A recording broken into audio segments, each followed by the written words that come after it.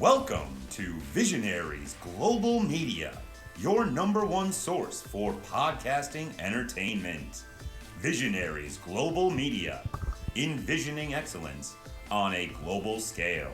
Band from Ringside. Tonight on the Band from Ringside podcast, we have your AEW Dynasty results. Will Ospreay and Bryan Danielson have won for the age as a new AEW heavyweight champion. We have Tony Khan's taking bumps now, and Becky Lynch is your new Raw Women's Champion. I forget what it's called exactly. That and a whole bunch more tonight on the Band from Ringside podcast. I think all the Raw championships are world championships. Yes. And then everything else is fill in the blank. That's what I was going to... It's that 9 to 5. It's time to feel alive. Hello, Marks. Welcome to the Band from Ringside podcast. As always, I'm your host, Bill Vagey, a.k.a. Merv Strickland. And sitting directly across from me, we have Jason Cornelius Bell. What's going on, JCB? And we still got love for the streets. It's the BFR. And on that lovely note, I'll ask the congregation to bow their heads as we read. But I read from the latest edition of the Band from Ringside podcast, volume 356, chapter 3, verse 14. And the good smart saith, hashtag boo the heels. It's all good, baby. Listen, share, subscribe, repeat. The holy trinity of BFR. Plenty to talk about on the AEW side. Still shit to talk about on the WWE side.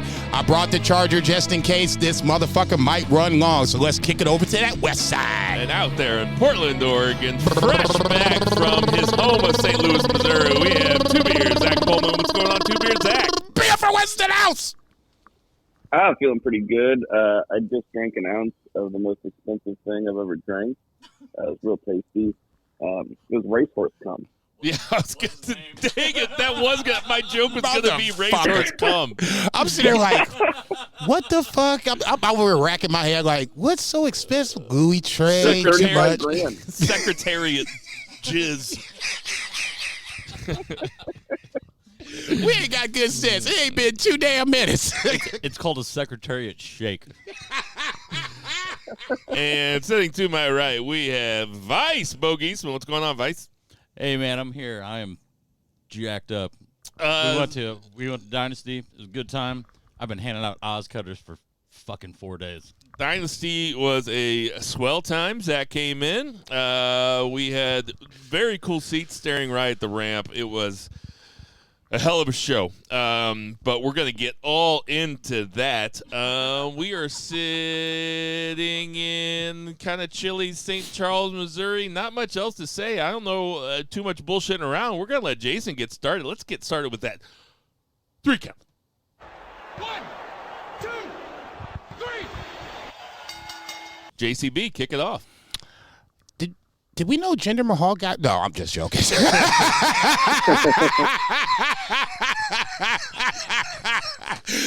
I had to go there for 30 seconds. We know what we're here to talk about. The 1 count, obviously, we're going to review AEW Dynasty from the Chaffetz Arena down here in... Well, not down here, but down in St. Louis. Obviously, if you know St. Louis, we're in St. Charles, not close to the Chaffetz. Neither here nor there. Obviously, the boys were there. I was not able to attend. I watched it after the fact, so you will get parts of the live perspective from the boys, Vice and Cooted, and then myself watching it from home. We missed you. Hey, motherfuckers, don't worry. Like I said, you had one job to do, and you did it. The dark matches, we can go over those real quick. Trent beats Matt Sydal coming back home. Welcome back, Matt. Here's your check. Keep it moving. Orange Cassidy and Shibata beat Shane Taylor and Lee Moriarty. More losses for Shane Taylor Promotions, but neither here nor there. And then probably the quote-unquote main event of the dark matches, you had Bullet Club Gold defeating the Acclaimed and Billy Gunn to unify the AEW/ROH trios/6-man titles. Yay, good for Jay White. He's a 6-man champion. Fucking bullshit. All right, let's start the show off, which was kind of a surprise, but a surprise that was a welcome one. You had for the AEW Continental Classic Championship, Pac versus Okada. I would, and this is one of the things I was thinking to myself as I was watching it, kind of jealous as I was watching it from home, and I was thinking about you guys watching it live. I'm glad I got the Okada experience out of the way live because to me, and I said it last year. I think it was my pop of the year for the Beefers or whatever the case may be, moment of the year. For me, as a hardcore wrestling fan, there's certain entrances you just have to see live and you just have to experience it.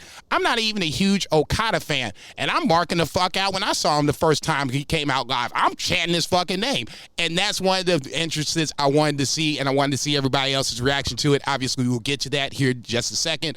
I thought this was a really good curtain jerker to start the shit off. Okada giving the double bird at one point instantly made me fall off the chair. I was like, oh, fuck you. Incredible. This is the Okada that I never knew that I wanted to see, and I'm now seeing. Pac was a great opponent. It had the big man, little man aspect to it, at least for size, but Pac just basically threw Okada around like it was a little rag doll at certain points. You know, credit to Okada for that. The Brutalizer was the one point where I was like, maybe, because it was a kind of a throwback to the Kenny Omega feud that he had with Omega back in the day. Maybe it was going to happen here, but thank God it was my Stone Cold Lead Pipe Lock of the week, so it didn't happen. I thought this was a really good curtain jerker. Okada with the little rake of the eyes to set up the Rainmaker, which was a nasty-ass Rainmaker. I was like, God damn. Great opener segment. The entrance of the night live is going to surprise you when we get there. But I'm not going to, I won't be surprised. I have my guess, but go ahead. Zach, what do you think about this match? Yeah, absolutely killer. I know not to steal your thunder whenever we were sitting there, but it was kind of a surprising match for an opener because Okada's so methodical. But just from the minute he came out, he had the entire crowd just eating out of the palm of his hand. And there were big Okada chants. Obviously, huge deal for him to be in St. Louis. It's still a novelty because, he spent his career in Japan. Very cool entrance, but he just is so good at the professional wrestling thing and not just the technical aspect of it. He had that crowd eating out of the palm of his hand, and right before he goes to do that Rainmaker pose with the camera zoom, he just throws up the double bird. And from that moment on, though, the crowd was totally against him. I have to correct you because you both did it, but I rewatched that match today. It's just a single bird, which might even be cooler. Single, double, you got me, motherfucker. I thought it was just one, and then he said double, so I was just like, oh, maybe it was a double. No, it was just one. You got me, man. Yeah. But yeah, damn, it was fucking marks. Great psychology, really well worked. Just kind of exactly what you expected. This set a precedent for the show, where pretty much every single match either delivered or over delivered, and that remained consistent throughout the entire night. I had the same thought today when I rewatched it that I did when I was there at the show. I think Zach and I were even talking about it because we were sitting next to each other at this point. But it's a strange opener because of Okada's the way that he works. His matches always go to a crescendo. It's not like they start out. It's not like they start out and he rainmakes somebody. Like it always starts off slow. But by the end of it, the crowd was in a frenzy. The crowd yelling "He's our bastard" to Pac on the way out. I mean, I'm sure we're going to talk about the crowd a lot, and maybe I'm biased, but that crowd was that's the hottest wrestling crowd I've ever been a part of. Bar none. I won't go that far because I was You've been to different shows than me. No. And I'm not even going to go that far. I'll just say it like this. Then that's your take, and I'm not going to disrespect your take. You were obviously there. For me, my perspective was just comparing it to other AEW shows. Is this a hot crowd? Does this feel like a pay-per-view type of event? And to me, that answer was a resounding yes. And that to me is the reinforcement that A, St. Louis is a wrestling town, and B, AEW is going to have to come back at some point next year, the year after this. I want us to be on a rotating for pay-per-views, even if it's not just Dynasty, if it's something else, whatever the case may be. I think that to me was the biggest takeaway. How did St. Louis, were we going to be able to keep up, be hot, stay hot, react when you were supposed to react, things along those lines. And to me, we hit the marks. The cool thing about this match is that it only took one Rainmaker to put Pac down. It was the last move of the match, which I really like. And I bet you did. That just tells me that if these guys were main event a pay-per-view someday, which could happen, they have more left in the tank. They could have had a better match, and they probably held it back a little bit because it was the first match. I don't know. I was like, for me, I was like, God damn, that was the curtain jerk. I need a cigarette. What the fuck? It wasn't. I'm not saying they left it all out. Yeah, totally. Right there. I was like, fucking hey. That's what I did. I walked right out and had a cigarette. I was like, this is a good. What's the next match? Perfect cigarette break. No, it was, to me, I won't say they emptied the tank. And if they never meet again, it will be a damn shame. Weird shit happens. But this was a great way to start the pay-per-view. It was a great match. And for me, I think they left it out there, man. And not saying that, they're trying to outdo anybody, but I don't think there's not much more you could have done minus bringing in chairs, tables, things along those lines. We all had Okada. That was your lead pipe lock of the week. Jason, what was next? House of Black versus Eddie Kingston, Adam Copeland, and, oh, Jesus Christ, I forgot the third person already, Mark Briscoe. So champions champions on one side, House of Black on the other.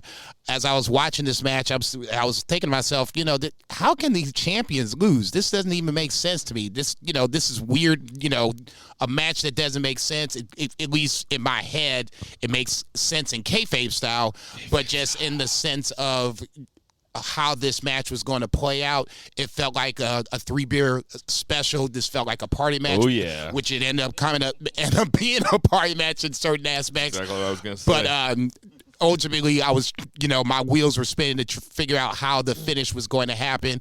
And they kind of did it in a way where I didn't necessarily see it coming, but I'm glad it happened. Malachi Black spits the black mist into Adam Copeland's face, hits him with the roundhouse kick for the finish. They told a cool story about how Black wanted no part of him all night long until the very end, where he can get him in a scenario where it was advantageous to Malachi to spit the mist in Copeland's face, hit him with the kick. Nobody's the wiser, and everybody walks away. At least the heels walk away.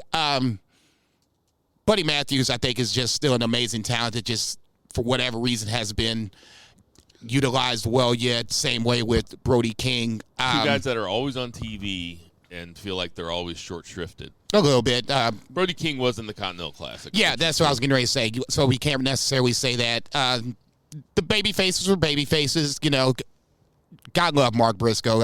I'm glad. No, I'm glad that he's a champion, and he's even if it's the ROH champion, I hope he has a nice little run with that title. But I was just surprised with the finish. Ultimately, I thought the baby faces were going to win. So for me, as a House of Black fan, this was a pleasant surprise. You and me both had the baby faces. Zach had the House of Black. Zach, what'd you think of this match? I thought the match over-delivered. Very fun. Like Jason said, total party match. There were a couple spots where it was just like mayhem. Like they did a triple spear spot that was nuts. I did really love that Edge was the one to take the pin, because if you look at that whole match, you would pick that he would probably be the least likely to take the pin. I had picked House of Black just because I figured 3 of those guys have titles. They're gonna have one of them pin one of the other ones just to set up some kind of program. It just made sense booking wise in my head. But match overachieved. It was pretty funny because Joey, who was sitting next to me at the time, turned and said the exact thing that I was thinking was at the House of Black entrance. He's like, "You're looking at 3 future WWE superstars." And I was like, that's exactly what I was thinking. Ricky Starks has entered the chat. I'm with Zach. This shit over-delivered. Mark Briscoe was the star of this match. Mark Briscoe was really fun. Buddy Matthews right behind him.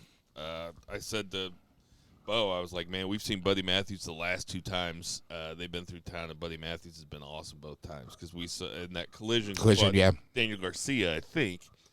Correct.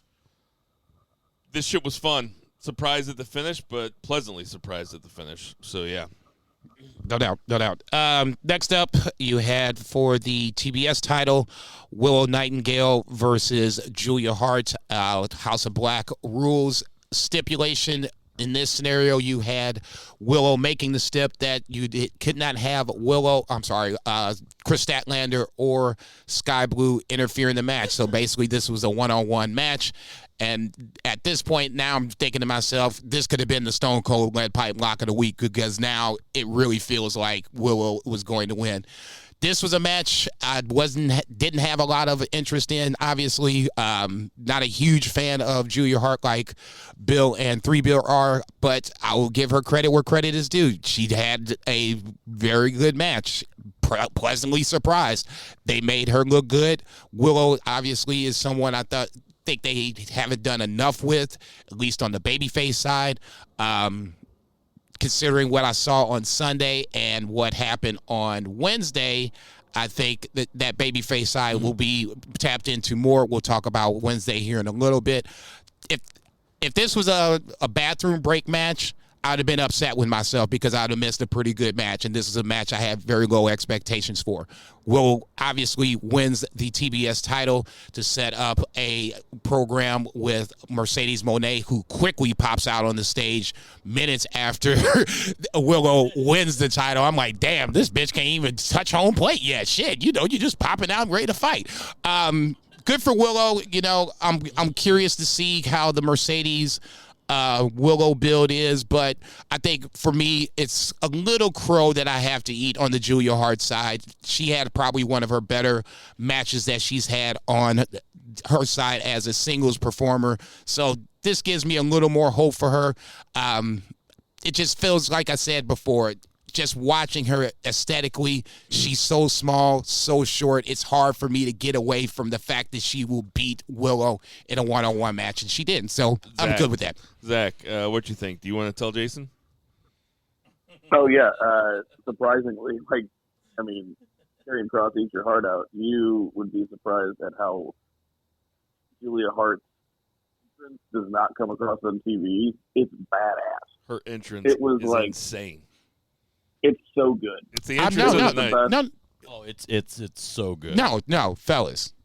I never had a problem with the presentation of Julia Hart.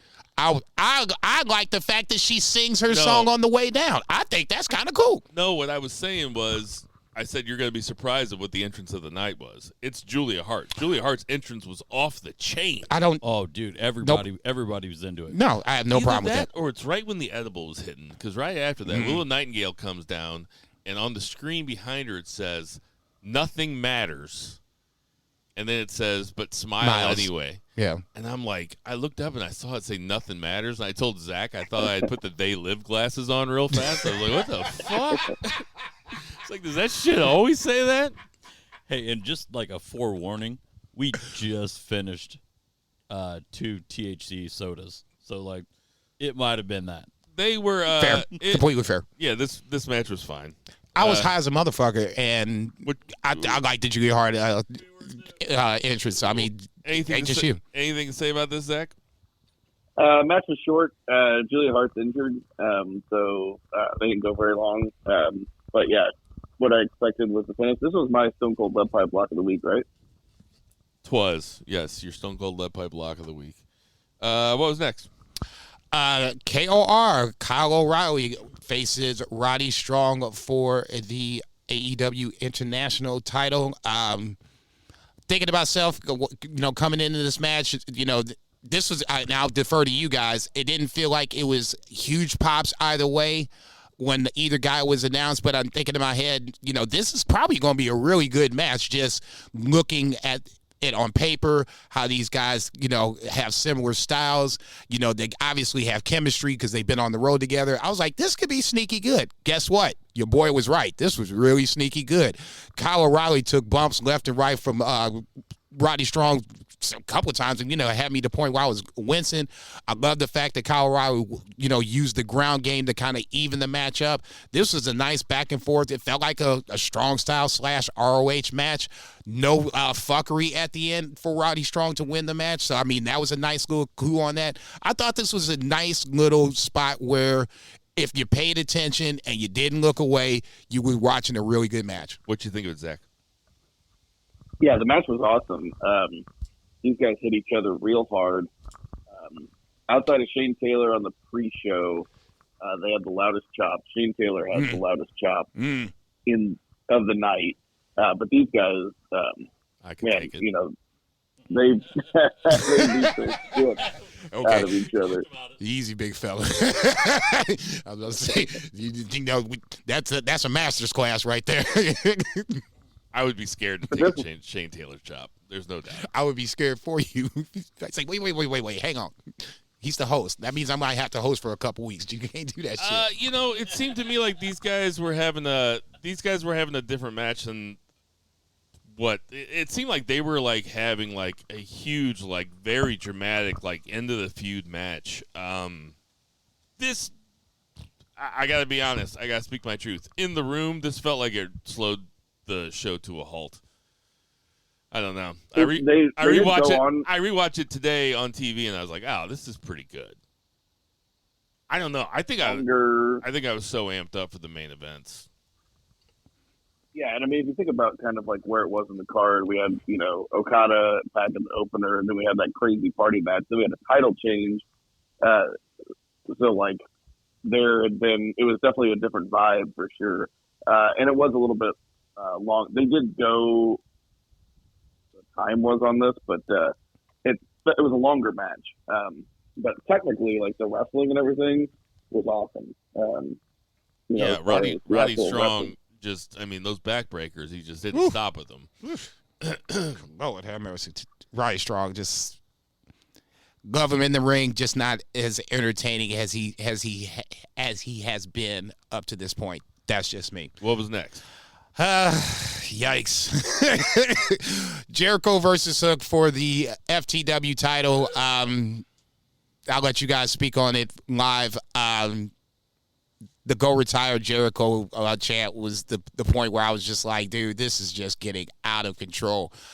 I didn't have a lot of interest in this match. I would be lying if I was watching it intently like I was watching any other matches. But I guess this is Jericho's new gimmick. This is why I wanted to pick first on Thursday, because this was my fear that, you know, Hook was going to move on and they would leave Jericho with this new gimmick. We were talking about you guys him. Both had Hook and I had Jericho. We were both talking about reinventing the tree of learning himself or whatever the case may be, and how, you know, Jericho would be, you know, more apt to go away, and, you know, we can't miss you if you're not gone, like Three Beer said. But this is the new invention. Go ahead. The Go Home Jericho and Please Retire chants were very loud around us, and I said to Zach, I was like, you know, I might agree with these guys, but I would never chant that. Extremely disrespectful to Chris Jericho. Okay, I'm like, is he man? That's what I'm looking at. You see me looking at him like, no, I wouldn't have chanted that. I didn't chant that. I'm not going to chant Please Retire at one of the greatest of all time. Okay. I love how offended he is on Jericho's behalf. I did not expect to get this offended on Jericho's behalf. I was like, Go Home Jericho? This man is giving you everything. Really? Yeah, I swear to God. That was my thought on it. I agree with you. I got very protective of him Go for ahead, some Bo. reason. Go ahead, Bo. To be honest, I didn't see it. I went and bought a T-shirt. See? That's a mean chant. I'd have been with you. That's the merch march right there. You know, fuck all this. Get the merch. I got a double cheeseburger, too. Yeah, I was going to say, we got to load up for round two. I'm not saying that you would have chanted it. I'm just a little surprised that you're defending Jericho after what has been said up to this point about Jericho. Obviously it fucking rules that everybody was chanting. That's why I was like okay. It's interesting. That's why I was like, okay. I said it was interesting. This is where it felt like, and even though this was kind of, for me, a low point of the show, this is where it felt like this was a legitimate AEW pay-per-view. If I would have never known where this was emanating from, I would have been like, Jericho took a nasty bump in this match, though, too. Great, motherfucker. Great. I'll tell you what. You know, he died. no spoilers for the 3 count. I'm back in on Jericho. What the fuck? Oh, dude, I am 100% like this match. I turned to Joey. I was like, I really hope this match is not longer than 5 minutes. And even during the match, I was just kind of like, oh, geez, like I was not like super into the match. I am very much into this oblivious. So like he was working me so hard, like in these like past like couple weeks. I thought he was just completely tone deaf, and he's just tone deaf character, and it's fucking brilliant. Yeah, I love it. Yeah, it's really good. I like the pairing with Big Bill too. Oh, Jesus Christ. Oh yeah, 100%. Oh, what the fuck? And I love that Jericho's walking around with that FTW belt, man. Acting like it's the most important thing in the world. Yeah, man. Jesus Christ, what the fuck? Hey, guess what? Somebody real has the belt now. Now it counts for something. Pass me whatever you motherfuckers are smoking. This is the fucking Twilight Zone episode. Next up here at the... Where the fuck are we? Right? I'm like, did we not just have a whole conversation for like 2 weeks straight about how this motherfucker is time for you to go, and now he's like the most credible, not the most credible, but... He's embraced it. God bless y'all, man. I just... maybe it's just me. Okay, fair enough. Next up for the AEW women's title, you had Thunder Rosa versus Toni Storm. I wasn't sure what kind of match we were going to get. Obviously, I think we all picked Toni Storm to retain for various reasons. I won't say obvious reasons. I thought this was a pretty good match, ultimately. Thunder Rosa, to me, was the wild card coming in. I think we know what Toni Storm can bring in the ring, outside of the ring. This timeless Toni Storm character has taken on a life of its own and has just shot her up into a different stratosphere when it comes to AEW and just wrestling in general, as far as I'm concerned. Thunder Rosa was the wild card. I thought she brought, a different, gimmick to this match, a little more intensity, which kind of developed into the match, and next thing you know, we had a nice little banger little match going. Toni Storm obviously retains with the Storm Zero. Ultimately, I thought this was a match that Zach said the word before. It over-delivered. I had low expectations. I went out pleasantly surprised. The right person went over. Everybody walks away. What you got, Three Bear? Yeah, this match did over-deliver. It was a really good match. Thunder Rosa's best match since she wrestled Britt Baker and the St. Patrick's Day Massacre or whatever the hell it was. Toni really not doing gimmick type stuff. She just had like an absolute killer match, and I thought this was definitely worthy of like, you're talking about like AEW World Women's Champion. This is the kind of shit that we should expect from AEW. It was cool. No, generally surprised on the intensity of the match. I thought this would be more of a fuckery type match. Once Mariah May and Luther got the boot, it turned into the match that I kind of expected. This is the Thunder Rosa that I was kind of waiting for when she returned, and now we got her back. I'm not sure what this means going forward. Obviously, we'll be talking about her on Dynamite. Thoughts on the AEW women's title match, Mr. Bill? It was good. I enjoyed it. Thunder Rosa has picked. It looks like she's picked back up that step that looked like she had lost when they were in town for Collision. I was very critical of her. Yes, you were. I made some jokes. Yes, you did. But she was wrestling like a female Biz. Oh, yikes! What's funny about Toni Storm coming out is that you expect, and you're there, you expect everything to turn black and white. There was a couple times I was at this show where, like, I would be outside smoking, and I would look at my phone, and I'd be like, ooh, I wonder if Twitter's a couple minutes ahead. I don't want anything to get spoiled. And I was like, wait a minute, I'm at the event. You don't say. I actually had that thought a couple times. I was like, son of a bitch. I shouldn't look at Twitter right now. I don't want anything to get spoiled. Yeah. Oh, wait. Maybe I should just go back inside this big-ass building. Even while I was watching it, I was like, wow, like this can't be spoiled for me. It was unbelievable. Yeah, let's just quit passing around joints with random people we don't know, and go back inside and watch the actual event. But yeah, this was cool. Toni Storm's a cool customer. She fucking rules, man. The pussy scented candle remark on the AEW scrum right now, that's my promo of the year. I've watched that Joker 2 times. That Toni Storm is a fucking savage. Holy shit. It's all fucked up. It's so good. Oh. She's in such character. Oh. That motherfucker had me in tears. I saw that on Twitter. I'm like, what the fuck did she say? So I searched this shit out and watched this shit.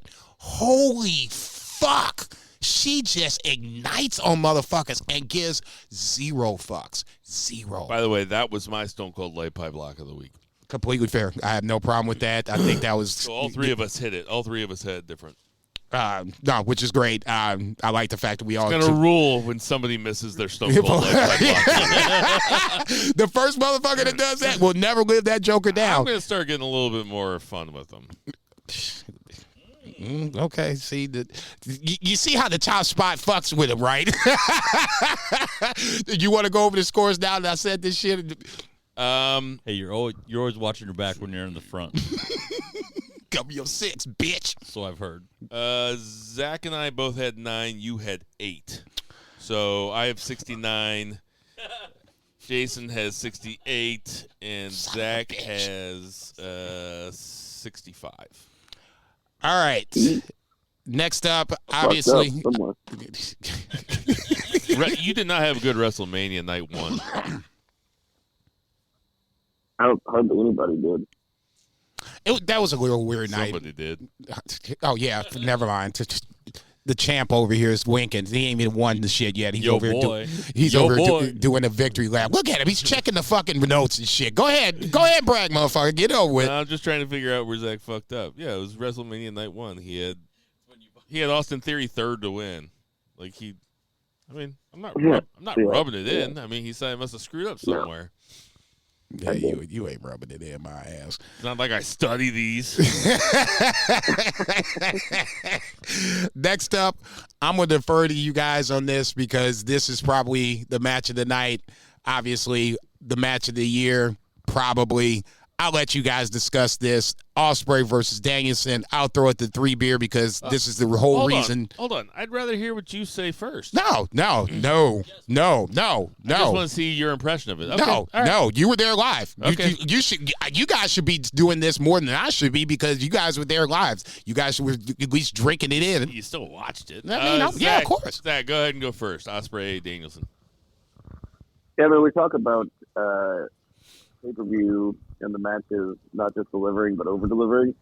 This is one where the hype had it built to where you're like, how could they deliver on the expectation of the match they can provide? And they over-delivered on it. It was absolutely unreal. The crowd was electric at multiple points, including Ospreay's entrance. Like, Julia Hart's entrance was like a total spectacle. The crowd was never more hyped. I've never seen a wrestling crowd or been a part of a wrestling crowd more hyped than just the idea of Danielson and Ospreay standing across the ring from each other. And then whenever the bell rang and Ospreay got everybody hype up some more. There was also a double down spot that was the loudest that the crowd got for the entire night. And then there was that knee to the jaw, the psycho knee off the Oz cutter. Those were the biggest pops of the night of just some unreal wrestling throughout the entire evening. But Ospreay is 100% a star. He's got so much charisma. We all know that he can provide the best wrestling matches in the world, which he did that again on Sunday. And, he said in the press conference it was his favorite performance that he's ever given. It's my favorite Ospreay match that I've seen. And it's probably, just a little bit of not just recency bias, but being there in the room. But that was a special match, and I don't think you can even be accused of any kind of like hyperbole whenever it comes. If you watched it, you saw something special. Yeah, the thing is that it's tough to really kind of give it its like due, because it's tough to be hyperbolic about two guys that were already super hyperbolic about, in Will Ospreay and Bryan Danielson. Bryan Danielson, I'm on record as saying I think he's the greatest wrestler that's ever lived. And Ospreay, I think everybody recognizes after the last 2 years that Ospreay is a generational star. Like he will define this era. We are living in the Ospreay era, and because he's in his prime. And he's just now getting to the U.S., and it's going perfectly. Like Zach said, I've never been part of a wrestling crowd that was that hype. That entire match, that crowd was going nuts, and it came across on television, too. Unbelievable. The Bisaiko knee, or how do you say it? Bisaiko knee, yeah. Bisaiko knee. The Oscutter into that is my mark-out moment of the year thus far. Where we were sitting, we were facing the ramp, so when Danielson was setting up for that, he was staring right at us. So I was just watching him, and I was like, oh, here it comes. And the execution on it was perfect. Incredible reversal. Certainly the greatest match I've ever seen live. I'm not ready to call it the greatest match of all time. I don't know if it's the greatest match that's ever occurred on U.S. soil. That seems to be one that's going around too.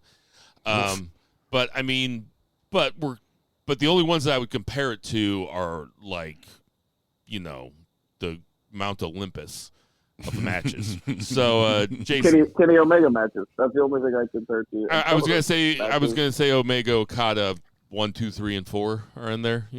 Yeah. Go ahead, Bo. Omega was the only other thing you can compare it to, I feel like. So me and Zach got there early, and we're sitting next to each other, and I'm like, hey, I just got to warn you. I'm one of those guys that's going to throw elbows and punch you in the leg every time something cool happens. And Zach moved 2 seats down.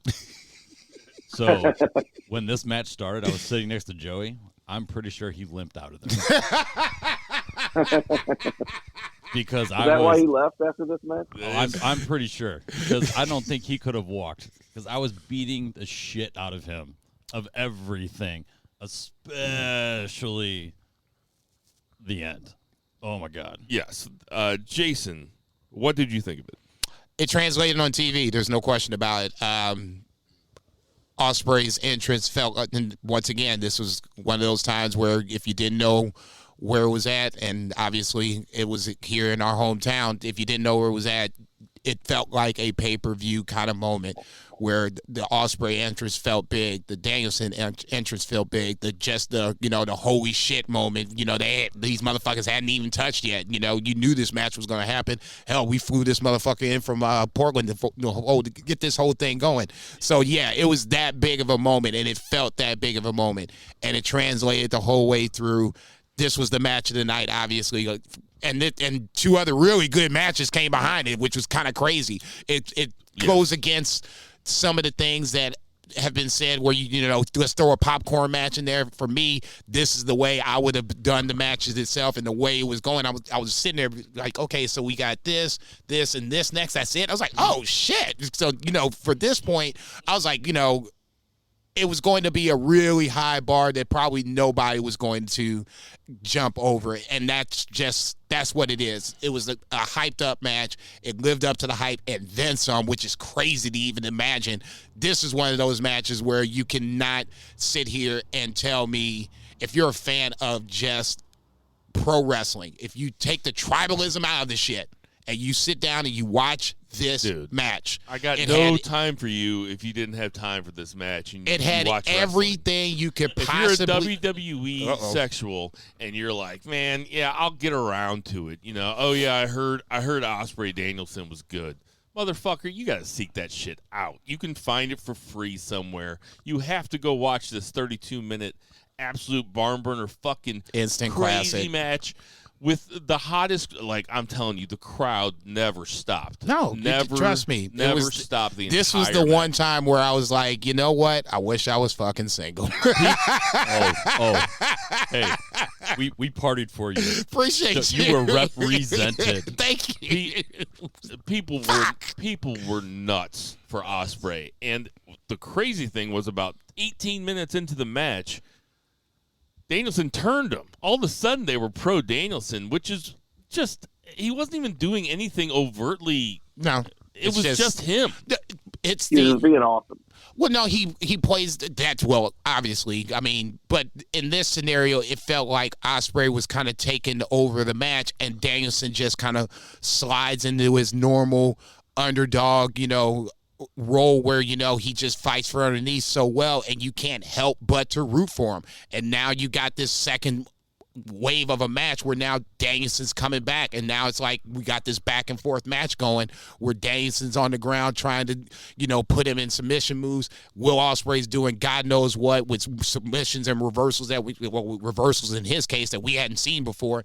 This is just perfect. I'm just sorry. This, like I said, this was the one time where I was like, man, fuck my life right now. Jealous as fuck. This was amazing. I don't know if you could. I don't even want to see round 2. I just don't. Just leave this motherfucker alone. I mean, I know we're going to see it. I know we're going to see it because it's wrestling. You just can't have just one. But god damn, this motherfucker was perfect. It's going to be mythical. The psychology was perfect at the end where you now was like, is this a work or not? The moves were good. The hype was. You just couldn't ask for much more than what we got. I can't even say there was anything wrong with this match. There was nothing. This was literally the most perfect match I've ever seen in my life. Zach, did the ending with the angle where he does the Tiger Driver and Danielson's actually fucked up and Danielson is working everybody. I mean, Joey was texting people that Danielson's are injured. I mean, just working motherfuckers. Did that dampen Ospreay's win, Zach? No, I don't think so. Telling a story with it, like I watched the post, like obviously not that night, but later on, and the idea was that it was like visibly shaken that he like hurt Legend and somebody that he had looked up to, and it would just given Ospreay his best performance and his favorite performance. So they're telling some kind of story with it. Whether that's a story of them wrestling again, I'm not sure, because I mean, dude, they sure as hell did not wrestle like they left anything on the table. You know what I mean? That was the best match they could have produced. Yeah, leave it alone. Yeah, Don't exactly. fuck with it. So, but they're telling some kind of story with it, where it seems like based on Dynamite also, where he's like, I'm retiring the move, and Callis is just like, don't you dare retire that move. He's like, I want you to break Roderick Strong's neck again, Callis was so good. That was the only time where, commentary across the board, I thought did a really good job from start to finish. JR was a little but yeah. I didn't expect a lot from JR, but everybody else, once Nigel McGuinness came in, it was like, boom, it hit another gear. 12 minutes into a match, this is how hot the crowd was, is that they just effortlessly went from an Ospreay to a fuck you, Callis. I was screaming that. Hey, man, good. No, that's what I'm saying. It was one of the best. Like I said, just watching it, it's one of the better matches I've seen all year long. STL represented, and I know it's just not St. Louis. It's everybody comes in from everybody else, but the whole environment to me, St. Louis. To me, it's the epicenter of the St. Louis wrestling community for at least one night. So we're going to take the credit. Next up, you had the Bucks. Yeah, I have heard that Provel cheese and systemic racism are really good for your vocal cords. Yeah, you just That's what we got. You wash it down with toast ravioli. All the racism is not even necessarily systemic. Where's that gooey butter cake you motherfuckers keep talking about? Yeah, bring that shit on over. I will beat that shit with a stick and then eat it afterwards. Bucks versus FTR ladder match for the AEW. You're beating your gooey butter cake with a stick? Hey, man, shit. That's how much I love it, okay? It'll have some nasty-ass shit on it, and guess what? We still gonna eat that motherfucker. I love it, so. Oh, my gosh. Look, gooey butter cake is the shit. I'm sorry, not sorry. Bucks versus FTR for the AEW Tag Team Championship ladder match.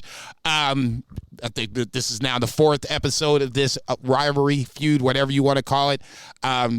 This guy bloody early. I was like, I'm sitting, starting to settle in this motherfucker. I'm like, damn, who the fuck is bleeding? Damn, okay.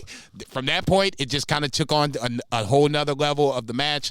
I thought this was another solid episode of their feud. Jack Perry obviously is the story of the match here. You guys were there. Didn't know what was going to happen. The next thing you know, he pops out. And as soon as he came out, I was like, who the fuck? Oh, never mind. Now I wanted to see how the crowd reacted. Huge pop for Jack Perry. I'll let you guys talk about that, and then I'll pick it up from there. Go ahead, Zach.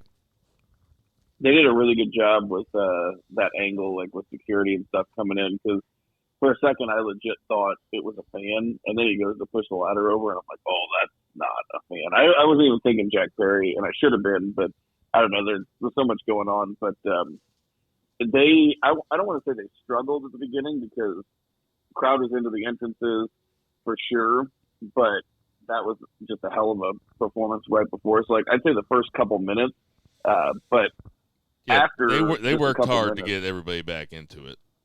They really did. It's a testament to how good those guys are that it didn't take them hardly any time to get us back into it. And, I mean, holy shit. Some of the spots on here, this match actually had my favorite chant of the night, maybe my favorite wrestling chant I've ever heard, which is "Please be careful." Yes.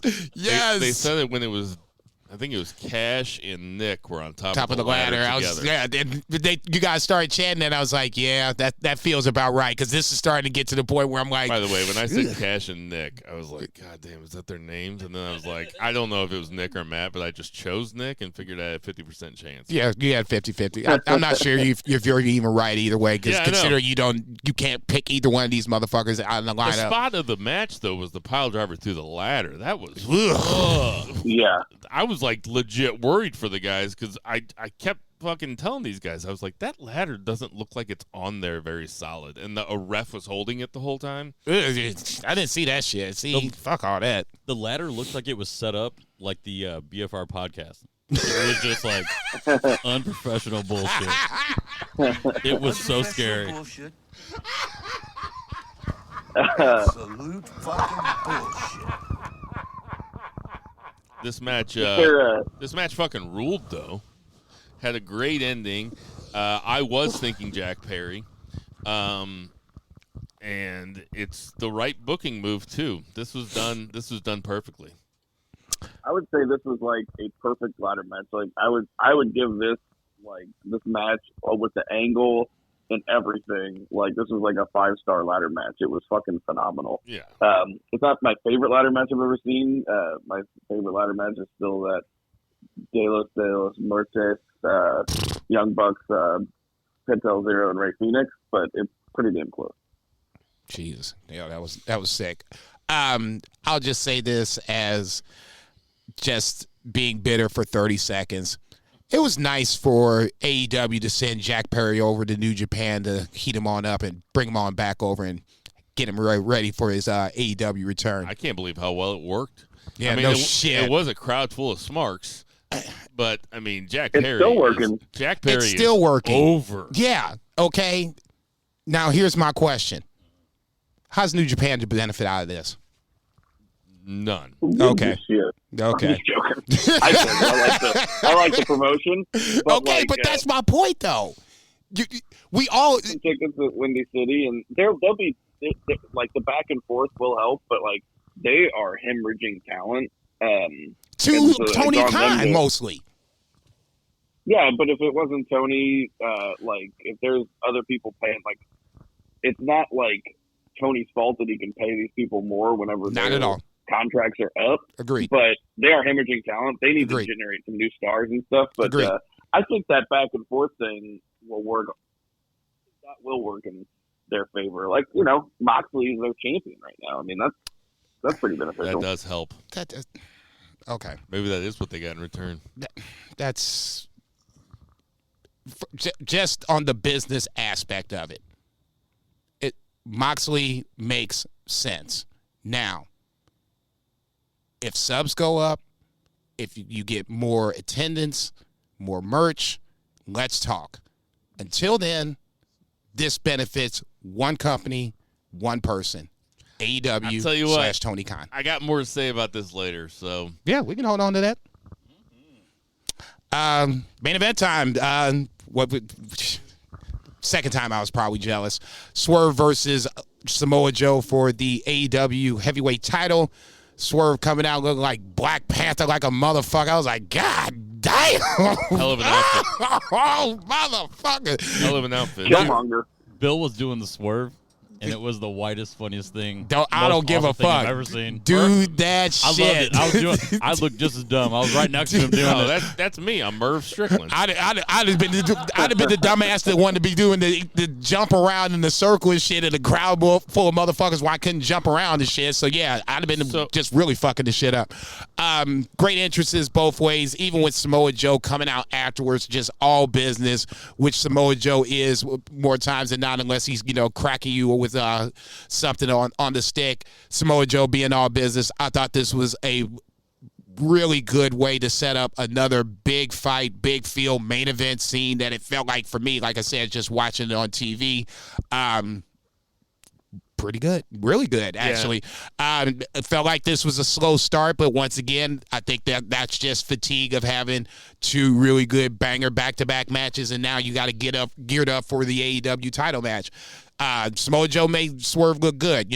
I thought this might happen where Samoa Joe would end up winning this match, but I would tip my credit to Tony Khan. I said this multiple times. I never thought he would be able to do this, but this just felt like it. As the match went on, it felt like there was no way on God's green earth that you could have not given Swerve the title. Tony Khan might not have made it out of the building if Swerve did not win the title. It felt as the match was going on, it was inevitable that Swerve was going to win. Obviously, he did win. I'm not making comparisons between Cody and Swerve. I don't give a fuck about that. To me, one has one story, the other has another story. They're both great fucking stories. To me, Swerve is just a little different because it's more of an independent scene where if you didn't know who Swerve was in Seattle, to me, at that point, he's new to you. For me, fortunately, I watch enough wrestling. I've seen him. Lucha Underground, that's one of the big spots that people don't recognize that he was in, that he was there. And now to be the AEW champion, that's its own different story, and it's just as good. Zach, what'd you think? He was on top in MLW when MJF was a fucking mid-carder. So, anyway, that's when I started watching MLW. But, this was a fun match. Definitely felt like a main event, heavyweight title fight. It had that big match feel. Swerve is awesome. He's on this meteoric rise, and he's just such a cool cat, man. He is fucking very talented in the ring. He has just a kind of oozes charisma, and he seems like he's got a really great attitude about everything. And I'm excited to see him as champion. Joe was fantastic in this match. I'm not taking anything away from Swerve, but Joe was so good in this match. He was such a good champion for the short time we had him, for the 4 months or whatever. I mean, Joe reminded me of Big Van Vader, in this match, just doing the open-handed slaps and just being physically dominant. He is awesome, and as soon as he got pinned, he fucked right off to the back, immediately. Yep, I was about to say, damn, that was quick. I almost thought there was going to be an angle because of that, but no, they gave him a celebration, and he was out there for probably 5-7 minutes, celebrating. It was good. Joe was also a good champion for AEW. He put on good matches. He was on TV a lot. And he did his thing. He felt like a world champion. He did. He put Swerve over big. Swerve is smooth, man. He's quick and he's smooth. Yeah, as he's AEW's first black champion.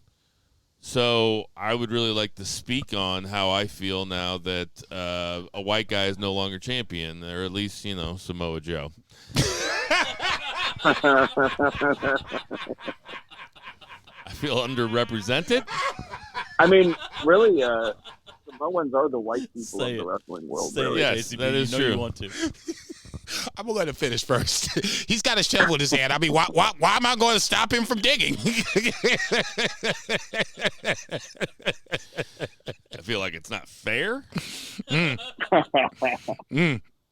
But yeah, Swerve winning is cool, and it's cool that it happened in St. Louis. I mean, yes. For this match to even be talked about at all after the two matches that came before it, plus Okada and Pac, is a real testament to how fucking great this pay-per-view was. And this was a pay-per-view without Moxley, without Kenny Omega, without MJF, without Darby Allin. I mean, those are four big stars.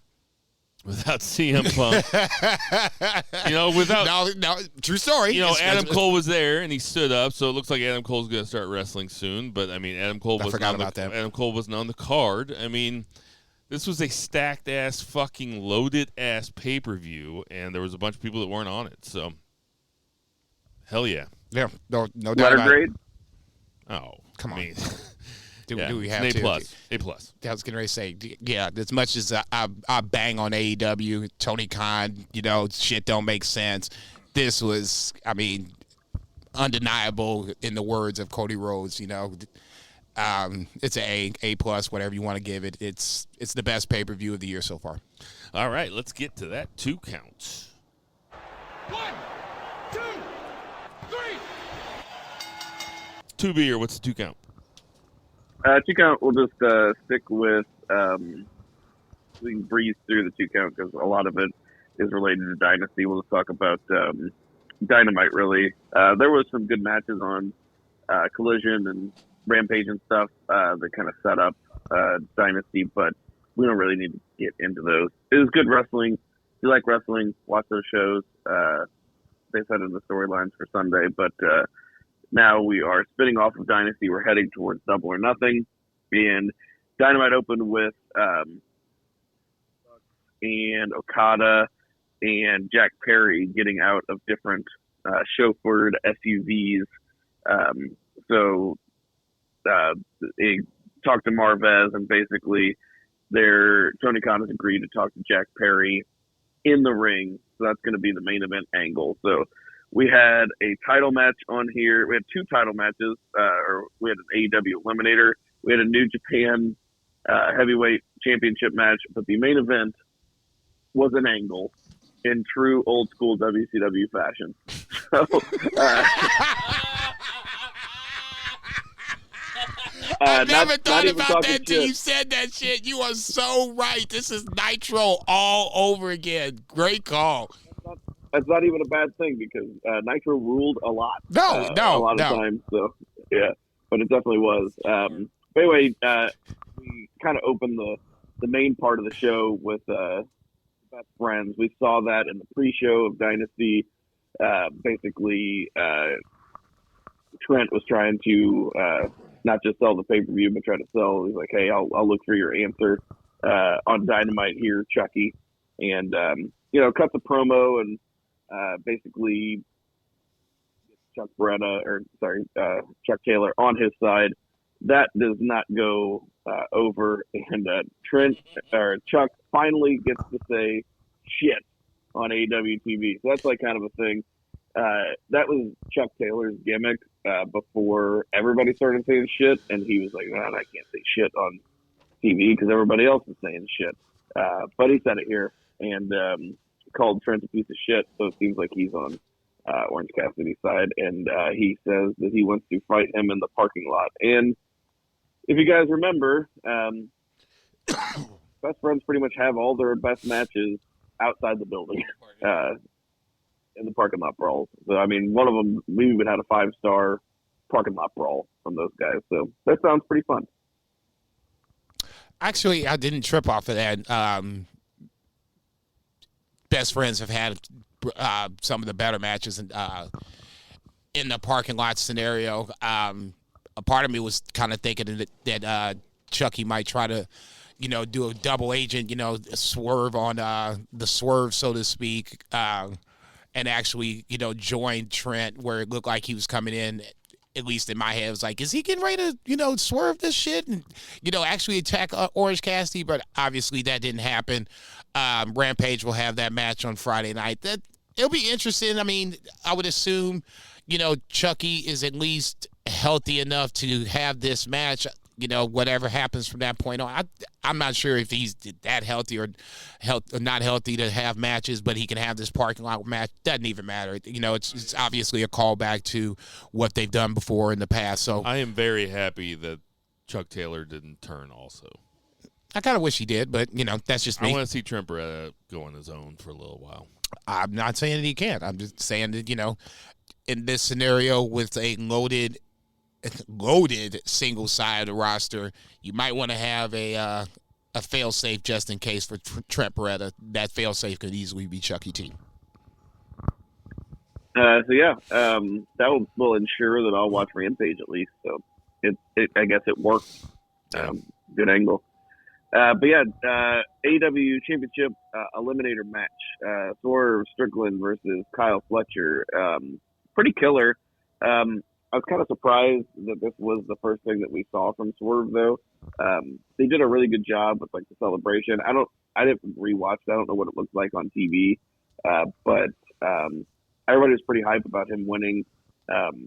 Apparently, there's going to be a celebration for him on Collision, but I just thought it was weird. He's kind of opening the show in a eliminator match against an awesome wrestler, and they had a really great match, but I haven't seen Kyle Fletcher win a match in AEW or in AEW. He won ROH matches, but he's on AEW TV to lose in awesome matches. So that didn't really take away from the heat of this for me. I just really enjoyed the wrestling. I don't know what you guys thought. I just thought it doesn't make any sense to have him come out there and fight Kyle Fletcher. I mean, the show should open with him, and he should cut a promo. It's just because you're trying to be you don't want to do everything that WWE did doesn't mean that some of the shit they did just didn't work. It's he's your big champion. It's a big deal that he's your new champion. He's a well-liked hot babyface. He's your first black champion. Have him open up Dynamite and cut a promo, a babyface promo. That just seems so ABCs to me. I was a little surprised. I think, to me, I guess just as a Kyle Fletcher fan, this isn't the guy that you want to have, go down the Swerve. I get it. It's a showcase for Kyle Fletcher as, going against the AEW champion. But, I mean, he's a champion, too. Fucking rules. Kyle Fletcher rules so hard. And he's the ROH champion. So, I mean, just in silliness, you're going to have the television champion lose on TV. That doesn't even make fucking sense. I mean, right there, I was just kind of pissed off I about didn't even think about that. I totally thought about it. That's the first thing I thought about. I was like, damn, how's the TV champion losing on TV again? Not even for the title. Isn't this what you do? It's like, what the fuck? I'm like, God damn it, TK, you just can't get out your own damn way sometimes. Man, now I'm really thinking about it. That's so stupid. You got a locker full of jabronis in the back that would give their left arm for this shot. And that's this is what you do? It's like when you're driving down the highway and you see something 300 meters up and you're like, don't hit that. Just don't. It's right. It's going to be easy not to hit that. And then you're just driving, and then you just fucking hit it. It's like Tony's looking at the entire roster. He's like, who can go out and fight Swerve Strickland, who I shouldn't even be having fighting anyway. It's he's looking at the whole roster, and it's just flashing above Kyle Fletcher's head. TV title. He's like, Kyle Fletcher. It's the worst one to pick. I expected Swerve to come out for a victory lap and just give him his moment. And I'm not saying that he deserves his moment because he's the first black champion. He deserves this moment because he is the champion. Yeah, but he can also cut a promo and just engender some, at least mention that. Maybe that's next week. I don't know. They said it's going to be Saturday. But Okay. it is weird. Yeah, I just think I agree with you guys. I just think that he deserves his flowers right away. I loved the it. same way we did it with everybody else. By the way, the thing about this match that was fucking awesome was when Don Callis called the play for Kyle Fletcher. He says Melbourne, which means go and get the table to put him through the table. And Kyle Fletcher kind of looks at him. He's like, "No, I'm not going to do that." And I wrote this down. Don Callis says, Taz is like, "Oh, he's not listening to you, Callis." And Don Callis says, "When an athlete thinks for themselves, nothing good comes from it." I'm like, God damn, that motherfucker ain't shit. Popped me hard, dude. No, that's Don Callis 101. Go ahead, Bo. What were you gonna say? Oh, I had nothing. Oh, okay, never mind. 3 year, this you. Yeah, so we had an angle with Thunder Rosa and Deonna Purrazzo. Looks like they're going to wrestle. They got into a little scuffle back there with Renee. We had a women's match, Anna Jay versus Mina Shirakawa with Mariah May. Really like Mina Shirakawa. Big fan of her in Stardom. She's got a lot of charisma. Her whole gimmick, she's just like a sexy, but like a good wrestler, like sexy wrestler, not just like a bikini wrestler or whatever. But this was pretty fun. But really, the entire kind of point of it was to get Serena Deeb out there. So it looks like Serena Deeb's going to be challenging Toni Storm for her AEW Women's title, which is quite the challenger, really. As great as the Thunder Rosa match was, and Thunder Rosa a former champ, and there's been some other, good challengers and stuff. This seems like a legitimate threat to Toni Storm's reign. Serena Deeb's been built up pretty good. She's a really excellent wrestler. So, what you guys thinking? It seems like a legitimate threat, but not that legitimate. I would still put it as an outside chance, but it's not. The chance isn't zero, and I felt like the chance was zero with Thunder Rosa. Oof. Yeah. I can't say I totally disagree with that. Like I said, it would have been a lead pipe lock of the week, at least on the list. Serena Deeb still looks like an old waitress at Applebee's. Like when she came out dressed up at Dynamite, she looked like she had gotten first cut, went home to change, and then met you out at the Hot Shots. Still would. It's not the point. Let the joke sit. God damn, you ain't shit.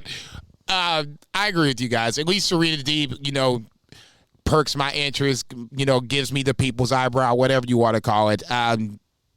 It's at least intriguing. I agree with what you both said. It's a threat. How big a threat you want to put it, what number you want to give it, I'll let you guys call it, but it's at least a threat. So, it'll lead into more of Tony being more of a wrestler and have to put the timeless gimmick, to the side for a little bit. I love it, but I think, too much of it might be, you might let it wear thin. It's got its own legs. You just don't want to run it into the ground too quick. It's a marathon. It ain't a sprint. Totally. And then speaking of women's wrestling, we had a little celebration for Willow. So Caprice Coleman did like a rap for Willow. That was interesting. I was like, what is happening? That's if you watch ROH on the regular, that's something that he and Ian Riccaboni used to do when they did commentary. One or the other would do a rap when Willow came out. So that's more for the ROH regulars, High Five Time and others. There's but dozens of you. Unprofessional bullshit. Look, man, I'm just saying, I'm talking about him. He didn't know that. I didn't know that either.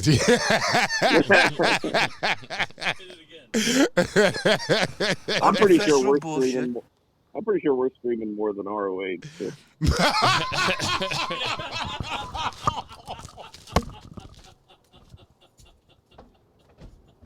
But I was just that was a fun little thing. But basically, the gist of this is they're not only setting up Mercedes and Willow, but it also seems that they are still setting up this Chris Statlander turn because whenever they're talking about who knocked out Willow backstage, they were basically saying Stokely interrupts and says, "We all know it was Julia Hart." And it's like, nah, like it was definitely Chris Statlander. But and I'm pretty sure that Stokely knows that.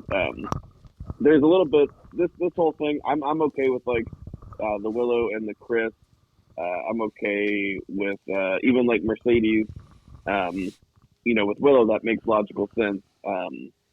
Mercedes, I think the best thing that could happen would be for Stokely, Mercedes, and Chris Statlander to all turn heel on Willow. Stokely goes with Mercedes so that somebody can fucking talk whenever talking needs talking, and it's not Mercedes.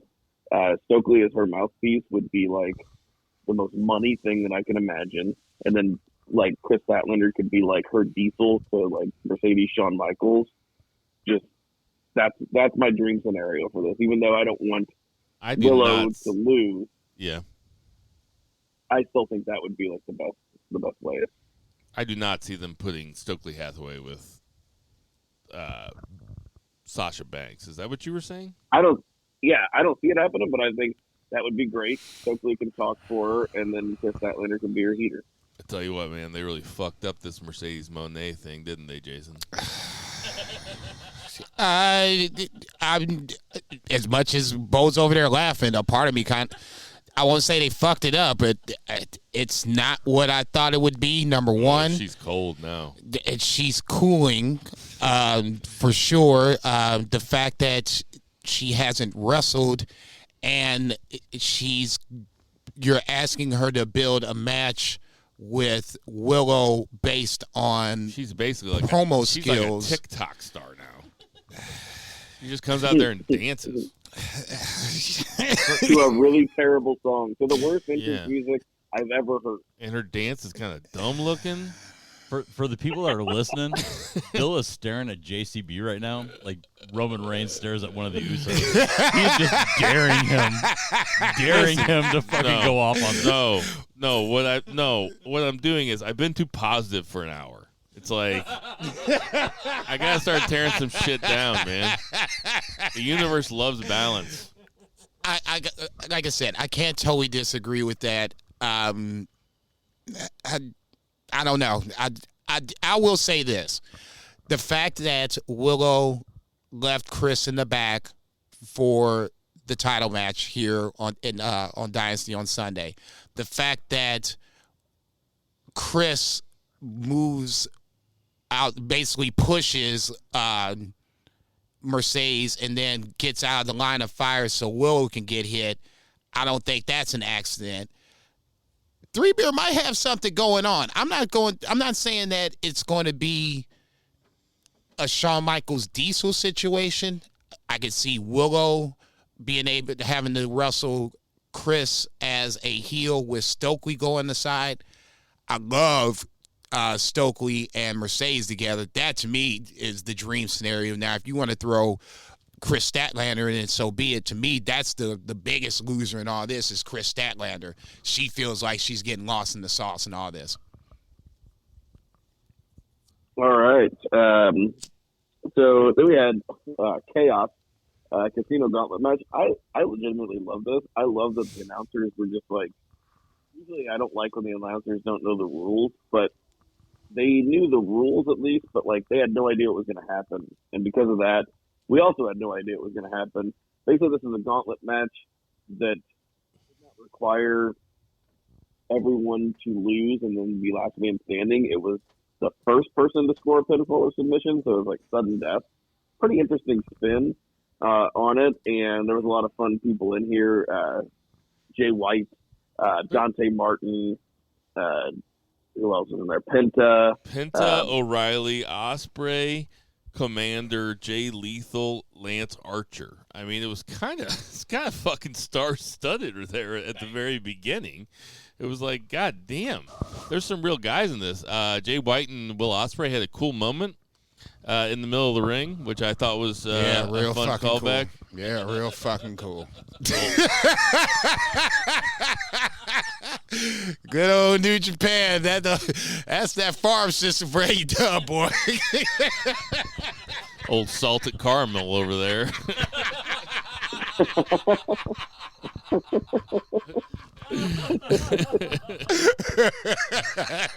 That's salty. Nigga, you ain't lying, boy.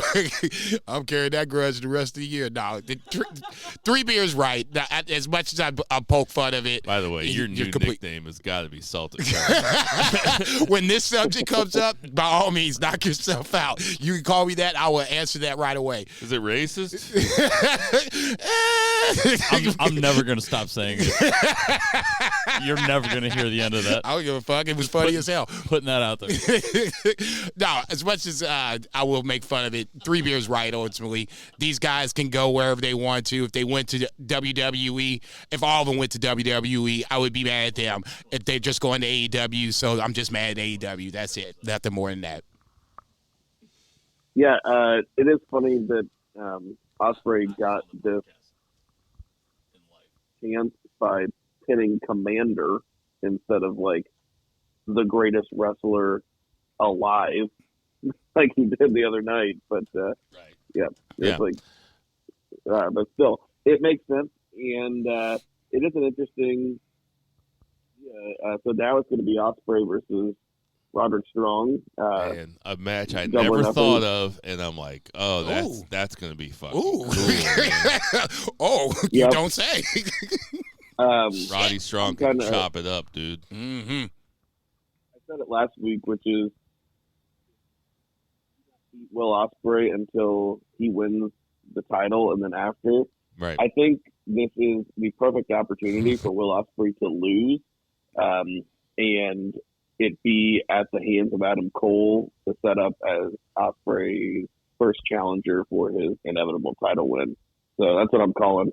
Early prediction: Ospreay loses this match due to Adam Cole screwing him, and that sets up Adam Cole to be a challenger for Ospreay's World Heavyweight title. Anyway. I mean, I would be into that. I don't see him losing to Roderick Strong, but I mean, when you put it like that, it's like, well, that kind of makes some sense. That but makes some sense. I'll still pick Ospreay. I'm not picking against Ospreay. I'm not even gonna go down. Pay-per-view's not even for a month. Yeah, I'm gonna milk that shit until you make me to force me to pick it. I'm not gonna pick it. I will say this: Adam Cole is a wild card in a lot of this. I need to see him, come back, have a match, do some moves before I even inject him into anything crazy. If he does those things, he can checks those boxes, then he's going to be in that title picture somehow, some way. I mean, the whole point of him mean mugging Wardlow, after the Roderick Strong match was, foreshadowing things to come. That pairing has never made sense. Doesn't even make sense with the MJF stuff. It made more sense then. It just does not seem like Wardlow's part of that group. But that's neither here nor there. They're going to turn on him, too. Yeah, they're going to jump his ass like a bunch of midgets. He's heating up. It's going to be like fucking Jingle All the Way or like Kindergarten Cop. He's going to be like running through and just have dudes attached to him. I'm going to just get black on this for 30 seconds. If you ever seen I'm going to Get You Sucker, you know exactly what I'm talking about. And that was Jason Gets Black on this. That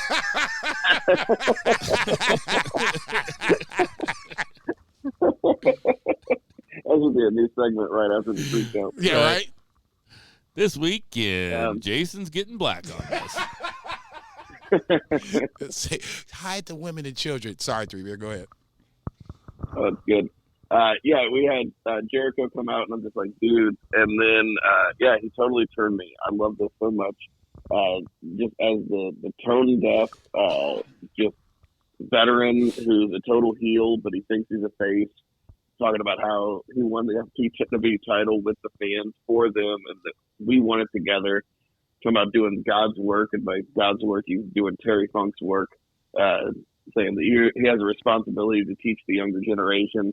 And saying that fucking Hook made him hit him in the face with a baseball bat because he wouldn't stay down, even though he was trying to teach him a lesson. So good. He said it all with a smile on his face. Big Bill comes down, everything he says, and, says Big Bill saying, watch me. And Joker's like, I'll be watching you, Big Bill. Watching all the guys. Big Bill. Watch Big Bill. Liv Morgan somewhere like, be some money, motherfucker. Big Bill's out there as the willing pupil. Oh, I love this. Yes. I also love I think him it's being great. called the Learning Tree Chris Jericho. That is Get such the a fuck money outta here. name, dude. That is such a money name. Horrible. It is. Are you kidding? No, not at all. Not at all. You think that's horrible? I'm sorry. I couldn't roll my eyes enough during this segment. I get it. I get it. Oh no, this is the good stuff. No, this is the void smiling back. fair enough. Then I'm not That's smiling. exactly what it is.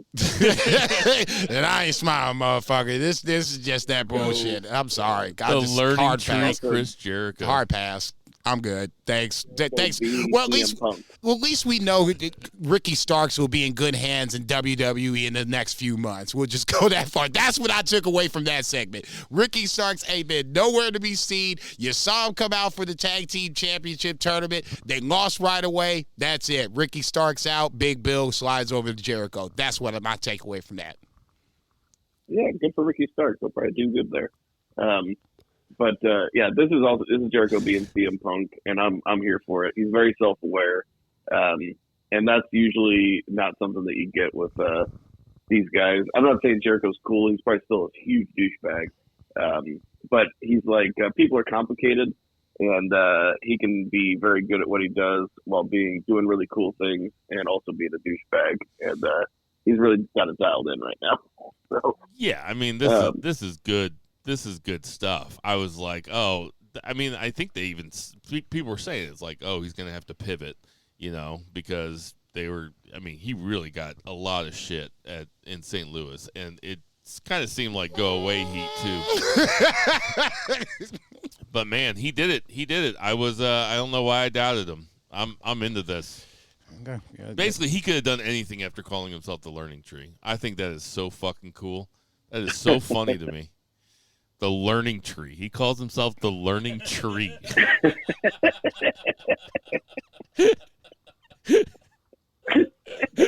Man, it's something, all right. I'm just gonna keep. I said my piece. Unbelievable. Yeah, unbelievable is right. God damn, y'all motherfuckers are some marks. It was not even 3 weeks ago. Y'all motherfuckers was over here putting dirt on him the same way I was. We all dug this hole. I'm now ready all of a sudden, to be turned. Now all of a sudden we digging this hole up. I'm like, why are we digging this hole up? I'm waiting to be saved. This feels like Goodfellas. Yeah, he just turned the go away heat into just good heel heat. Just that heat. But I ain't digging up this hole. That's all I got to say. You killed this Disrespectful. motherfucker. St. Louis is disrespectful. St. Louis owes him an apology. Oh, shit. I wasn't there. Go ahead, 350. Main event, at least as far as matches went, IWGP World Heavyweight Title, John Moxley versus Powerhouse Hobbs. This is solid. Good match. It seemed like it ended a little early. I think Hobbs actually got a legit injury here. It looks like he injured his knee. But, like, as far as, like, the brawling and Hobbs being a monster and all that, looked real good.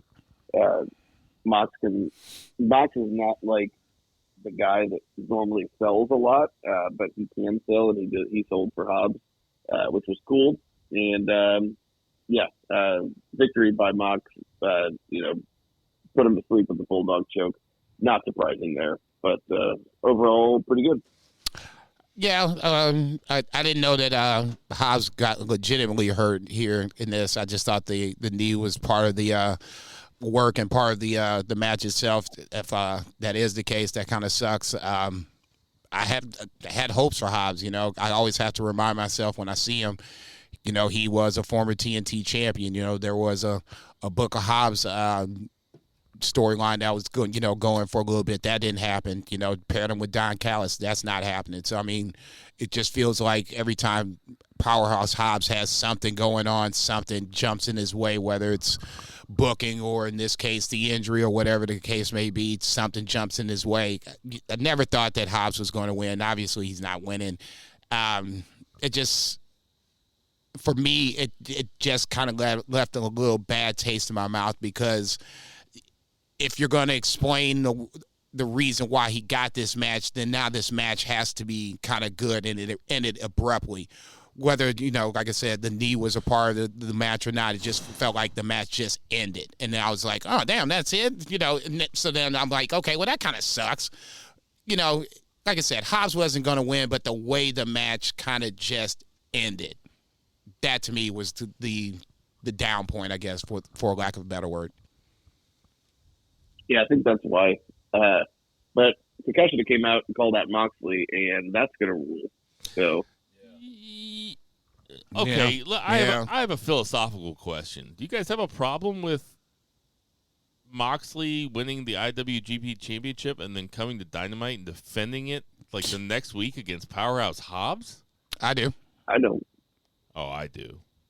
Definitely. Like that belt is not defended like that. I mean, giving Powerhouse Hobbs a shot at the IWGP. What did he do to earn that shot? Well, they explained it on Collision, where Don Callis, cashed in, quote unquote, the favors that New Japan owed him for delivering Kenny Omega and all these great matches. So now Powerhouse Hobbs gets his title shot again. That's what he wasted it on? Okay. Yeah, I mean, they Hobbs? explained it in story. They did explain it in the storyline, so I didn't mind it, because at least it was like there's an explanation. Yeah. Listen, right or wrong, at least you got that part. Now, whether you like it or not, that's up to the individual. Having Moxley defend that title against Powerhouse Hobbs feels like they're treating the IWGP Championship like it's the ROH Championship, which they don't treat very well. I mean, yikes. Powerhouse Hobbs can challenge for the ROH Championship, and I don't have a problem with it. But him fighting Moxley for the fucking same belt that Ospreay and Okada and Nakamura and Naito and all those guys have held? What the fuck? Actually, it's the new belt, so it has a much shorter lineage, but it is Don't also... talk to me about lineages. Do not It's do also- that. It's also New Japan's call. Like, they would not just say, like, oh, this is for the belt if New Japan didn't do it. All that stuff is their call. I don't think it's a good call, but I didn't mind it. Oh, I'm sure it's their call. I just think it's a bad call. It's like that's not doing anything. You got to make that belt feel as special as it feels. I think that's what they're trying to do, but they're doing it in a way that I don't agree with now. Do you know how you get a title shot in IWGP? You win the G1. There are guys that fight fucking 40 matches in 3 weeks for a shot at that title. And then Moxley wins it, and now Powerhouse Hobbs is fighting for it? Well, there is... Am I wrong? Am I wrong? Tell him when he's telling No. lies. Tell him when he's Listen. telling lies. 2 times a year, you have to win a tournament. The other times, you just have to walk out after the champion has won. Like, that's how they set up the title matches. Somebody just walks out and, like, challenges them. I mean, yeah, but I was, trying to be funny. All right, Two-Beard, fine. Tell him when he's telling lies, motherfucker. All right, you feel better now, nigga? Anyway, yeah, I don't have strong feelings. I do want Shibata to be giving Siri-voiced compliments to other people's wives every week on Dynamite. It's a good bit. I didn't think I would was like it, but pretty good. this week made me actually laugh out loud. I was like, okay, that shit was funny. Fair enough. Right on. Good you think, Shibata. Those rhinestones are shaped like a heart. That's fun. Like, yeah, not only were you staring at Renee's chest, but you typed all that into the phone to translate. So anyway. Moxley's sitting in the cuck chair, barely off camera. just bleeding. Oh, gross. God damn. Oh. Nobody makes me bleed my own blood.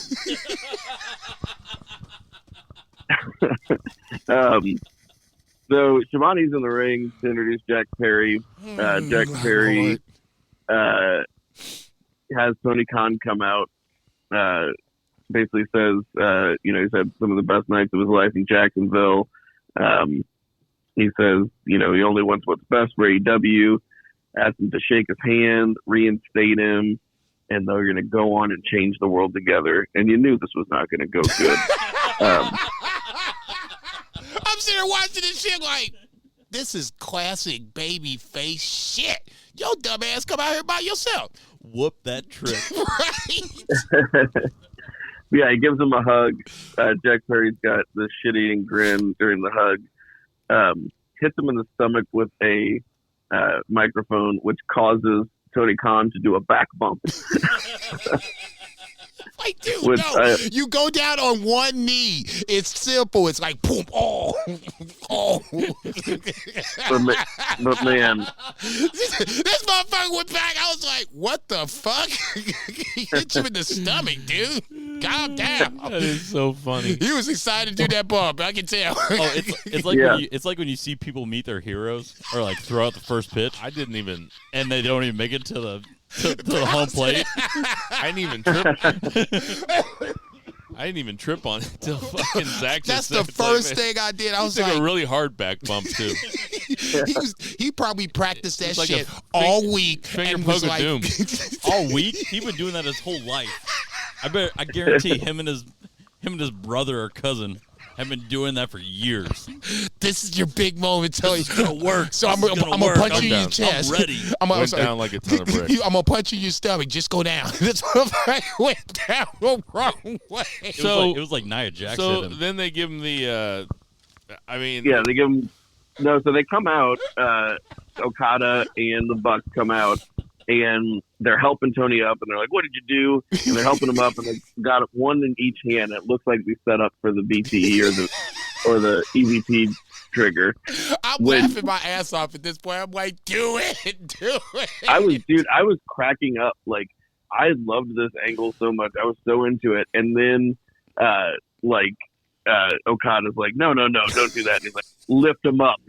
And so he just picks him up. They do, like, the greatest Meltzer ever, or whatever they call it now. And, I mean, Tony Khan is dead. He is just completely out. This is phenomenal heat. Everybody is so mad. It was like, we've seen angles like this. We've seen, NWO beats up Eric Bischoff, right? Like it's probably the most, close comparison. But we haven't seen it in a while. It was very well done. It was very fun. Then I think my favorite part of the whole thing was Shad Khan made his AEW. And dude, that guy exudes "do not fuck with me" energy. Like, he should be a regular. Like, so you jokers coming out and do this shit on national TV. What the fuck? I hope Tony Khan showed up in the Jaguars war room today for the draft. Nigga, don't. Wearing a neck brace. he did. I think he did. Yes. I thought that was Photoshop. I swear to God. Yes. That is so good when they have to take the angle out in public and just look so ridiculous. It's like a humiliation kink.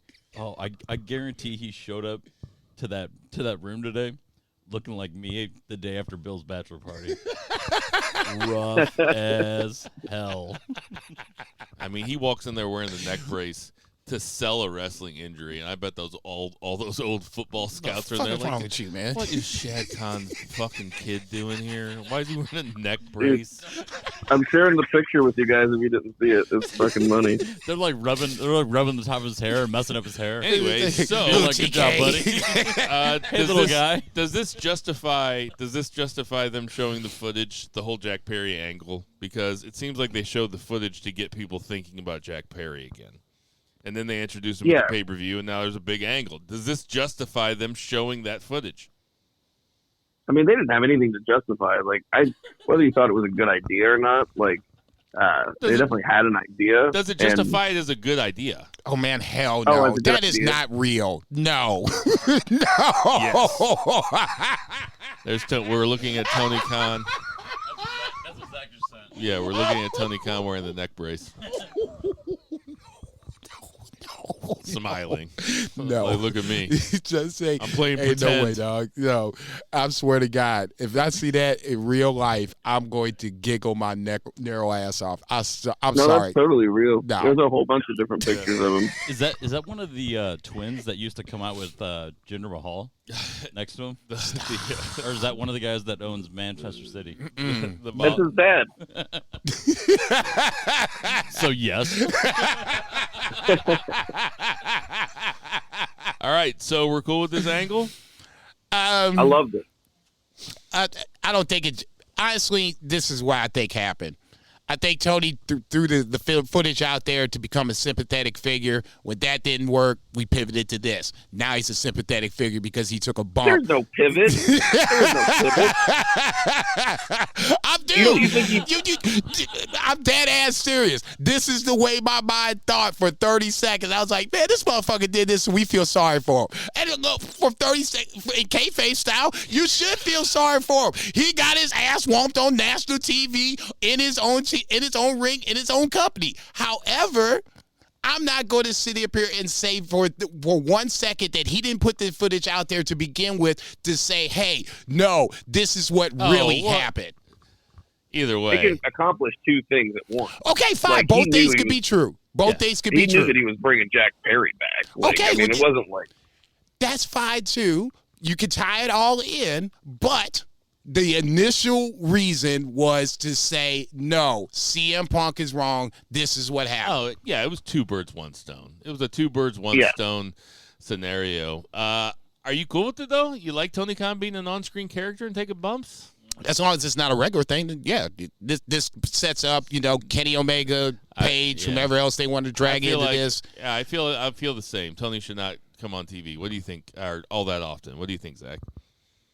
yeah, I don't think he should be like a Bischoff or anything for a variety of ways. But I don't think this. I love the angle in isolation, and if he's on TV a little bit to set up like this next match or whatever, that's fine. I mean, it was a big angle. It'd be weird if he did not answer this or this did not play into the storyline. He was just like off TV. But long term, I'm with you guys. For sure. That's going to do it for our 2 count. 1, 2, 3.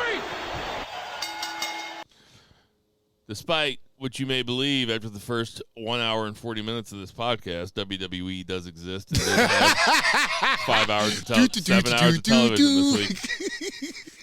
I think the biggest takeaway, we don't have to go through the whole thing, but I think the biggest takeaway is Becky Lynch is your new champion. She wins a Battle Royal, taking out Liv Morgan last.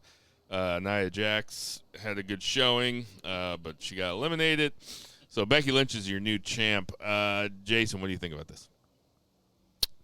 Safe pick. I'm not mad like most of the IWC I've seen losing their damn minds about it, but I mean, if you're going to make this decision, if Rhea's not going to be out for long, this is the safest bet of the bunch. I'm not a big Liv Morgan WWE Women's Champion. I think if there was a mid-card title, she would be perfectly slotted for that. But she has tons of fans, and in that reason, she's over. That being said, I wouldn't be surprised, and I'm kind of down to see this, if Liv Morgan kind of reels Dom in, and you have Dom in between Liv and Rhea when she returns, and somehow this goes into breaking up the Judgment Day. Finn's going to come back here in a little bit. Finn's going to obviously not be too happy the way Damian Priest is walking around with a title that he's never won. So I would expect somehow, some way that to break off. But ultimately, just back to the point, Becky Lynch is a safe pick. I don't have a problem with it. It would be, there was really 3 women that had a chance to win the match, and those 3 women were there at the end. So yeah, pick one of the 3. Becky Lynch is fine. It's the safest pick. It's so predictable in hindsight that they would put it on somebody who's had it before and that can have big matches on the next few pay-per-views. They're doing big things, and I they could probably afford to experiment a little bit, but it doesn't make sense, or it doesn't surprise me that they're not. What do you think, Zach? Yeah, I don't know why I didn't consider the Marlboro Woman as the potential winner of this. How you call She that? does. It's like a pack of Marlboro Reds. All that writing on her, it's the Surgeon General's morning.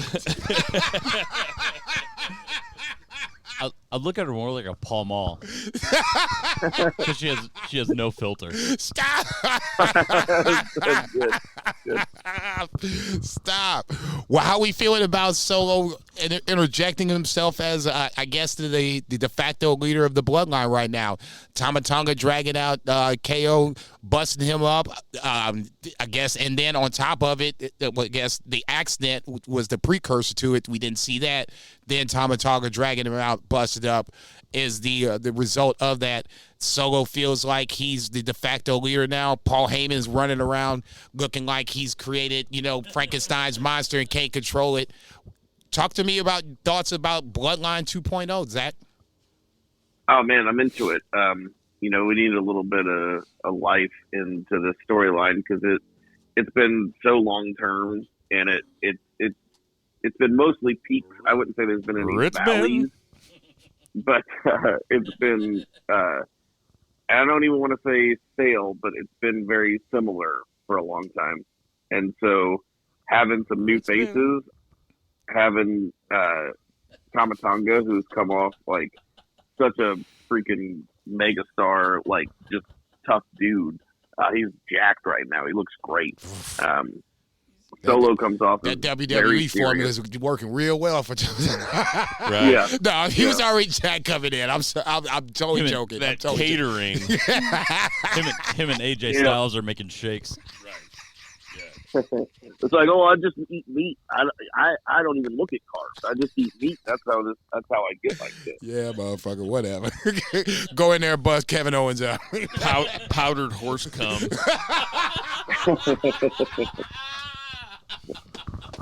No, that's too expensive. They can't even afford that on the WWE salary. That's real expensive. That's just the main event, guys. But there's so much. The mid cards can't afford that. But there's so much protein. Jesus Christ, what the fuck are we talking about? Horny Thursday. No. This ain't making me horny. I am cool. I think the Solo thing is perfect. I said it last week. Like, they pivoted the exact right way. Solo looks really comfortable cutting promos. I love the fact that he didn't talk forever, and now he's talking, awesome. and now it's just like, like, oh shit, what this motherfucker gonna say now, boss? It's legit badass. What did you guys think about the Sheamus and McIntyre exchange? Because I thought it was awesome.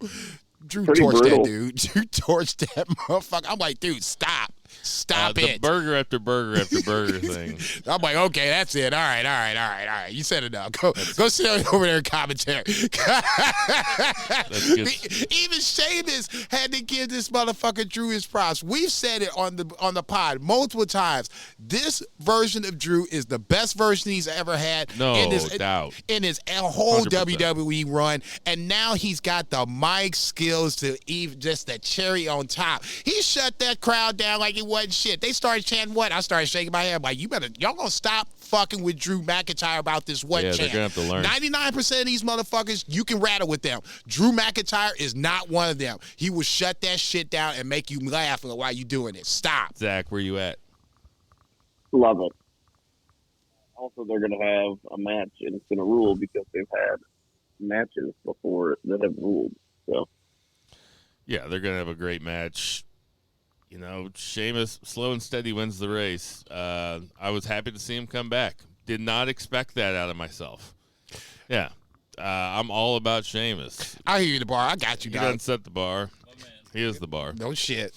Miss you, Cesaro, at least in that scenario. Burger after burger after burger. I was like, Stop that shit. LA Knight. Drew McIntyre, get in this room right now. LA Knight loses to AJ Styles. AJ Styles is the number one contender. I think there's going to be a contract signing tomorrow night on SmackDown. What do you think about AJ being Cody's first challenger after his big win at WrestleMania, Zach? I'll tell you the number thing I love most about it is WWE is given the chance to either go with the bigger fan reaction or bigger star or the better match. They never choose the better match. Like, it's always like the biggest reaction, biggest star. This time they chose the better match.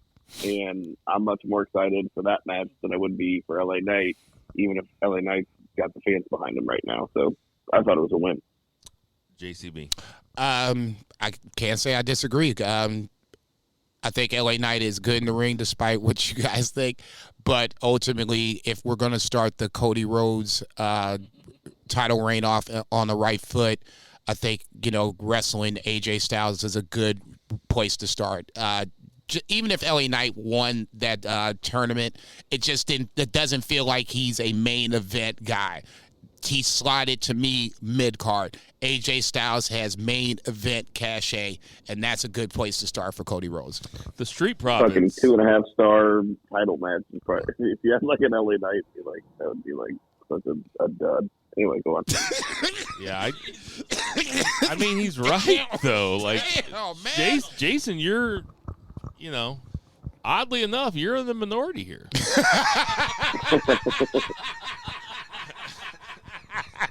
You ain't shit.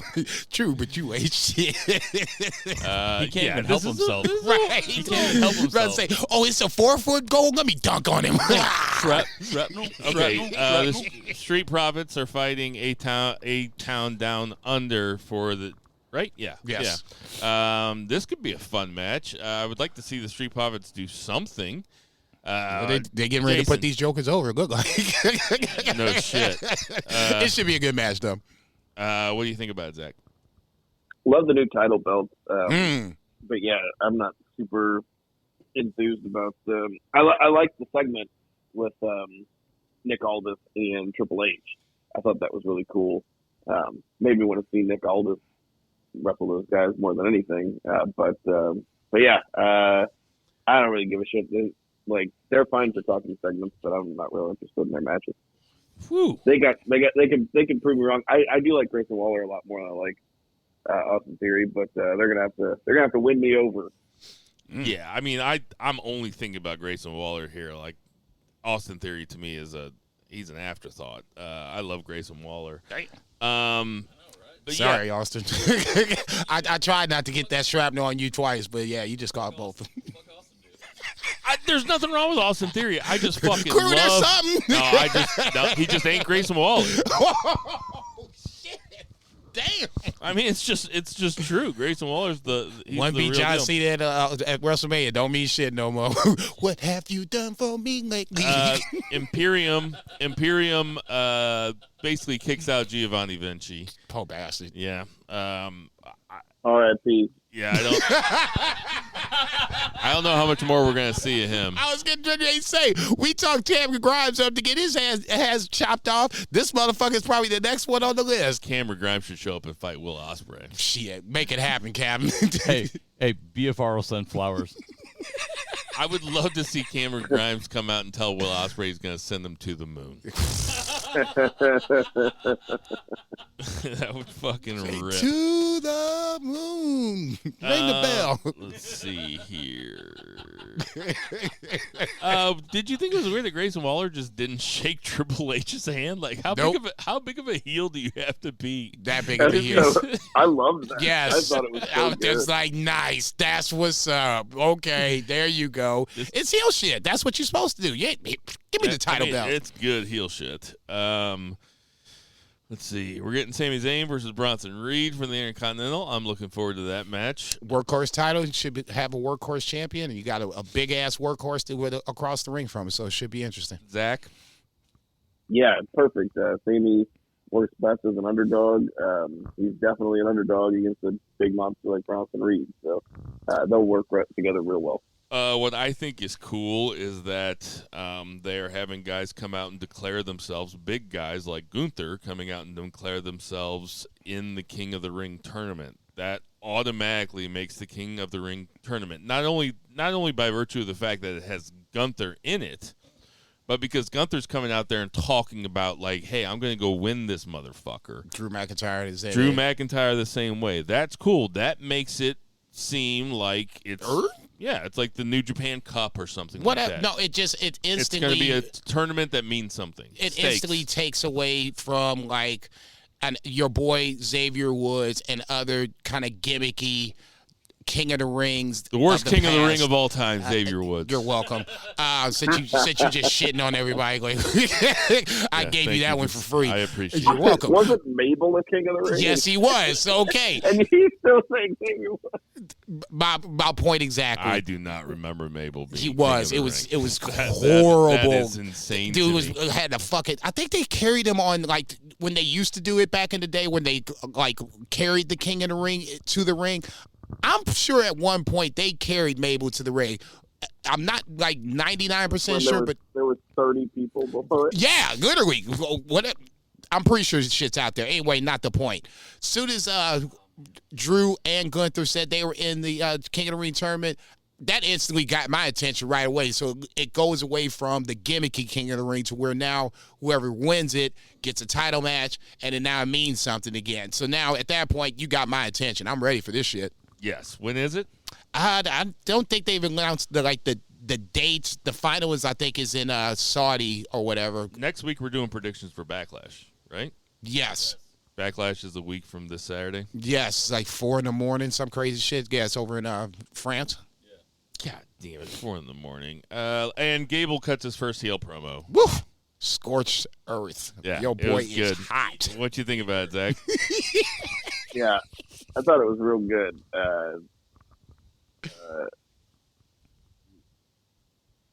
I never would have thought he'd be a good heel that wasn't a goof, but he's a good heel that's not a goof.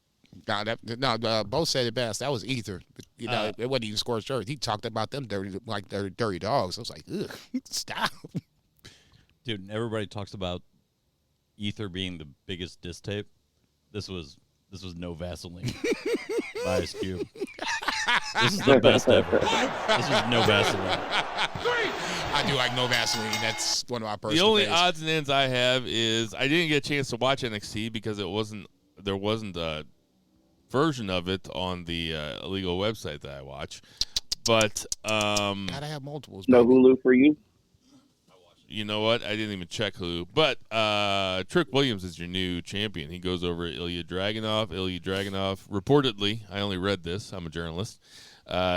Gave him a pretty hearty hug before and after the match. So put Trick Williams over big. Trick Williams is your new NXT champion. What do you think, Zach?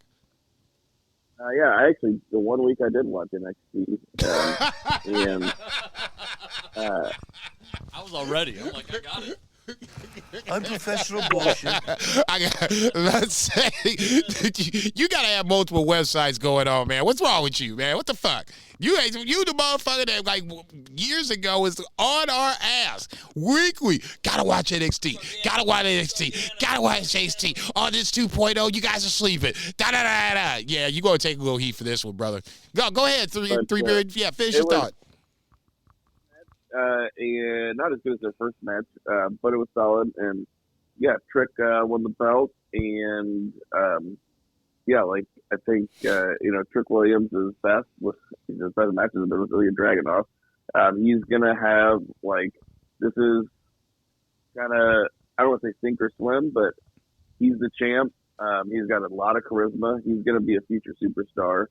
He's a guy that you could like totally see like at WrestleMania, but he is not quite there yet, and I think this is a good spot for him. It's going to give him some pressure to perform and to take his career to the next level. So good for Trick.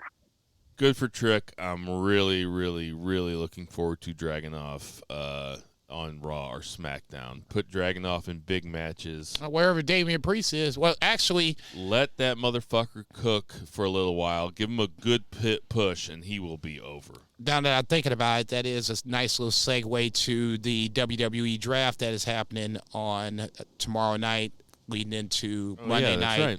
Whatever the case may be, with Damian Priest and Dragunov crossing paths backstage before the match. To me, that's all that's saying is wherever Damian Priest is, in this case, the champions aren't moving. They're protected, so the champions stay on their respective brands. I think that's a smart move, neither here nor there. So I would expect to see Ilya Dragunov in some form or fashion on the Raw side. Yep. That would give, immediate opponent for Damian Priest if he retains the title. If Gunther is on that side, that would honestly, now I'm starting to think about it, that would probably mean that Gunther would be on the Raw side, because you cannot allow Dragunov and Gunther to be on opposite sides at this point. That is a money match. It's there to be had, so you can put that Gunther on that side of the fence. But ultimately, like I said, the draft's coming up Friday, Monday. The biggest thing is to me that the champions are protected. The tag champs are eligible to move, but ultimately that doesn't matter. I mean, nobody really cares about that shit. Ultimately, at least the top brass does. So, interested to see at least where people will fall on the draft on Friday and Monday night. Bo? The fun thing is that we're going to see Dragunov beat the shit out of Ricochet for the next 2 weeks. Come on, man. Damn, dog. Shit. He's just going to bury him. Why we got to be on Ricochet, dude? Ricochet is the ultimate fluff. He's like the Subway before Ron Jeremy gets busy. Man from Ringside. Hey, everybody. We got some birthdays this week. Vladimir Kozlov is 45. Alex Riley is 43. Drew Gulak, who apparently got murdered by the family. Is that the story they're telling? That he got murdered? So apparently no quarter catch crew, in kayfabe style, no quarter catch crew comes to the family and asks the family to bump off Drew Gulak, and they haven't paid them for the shit. And now you have this angle going on with, basically, the family looking for their money. Well, no quarter's not paying up, and now they're losing matches. Then Gulak would have been 37. Titus O'Neil is 47, and Jay Lethal is 39. Pretty short week for birthdays, so. Oh, and Bo is going to be Bo sitting next to me. Vice is going to be 44. Happy birthday, Vice. Happy birthday, motherfucker. Birthday week for Vice. I can't believe I almost forgot that. Damn, My bad. He almost threw himself out there like, nigga, don't forget. Well, the worst part is that's his passcode. My birthday's his passcode to get in his phone.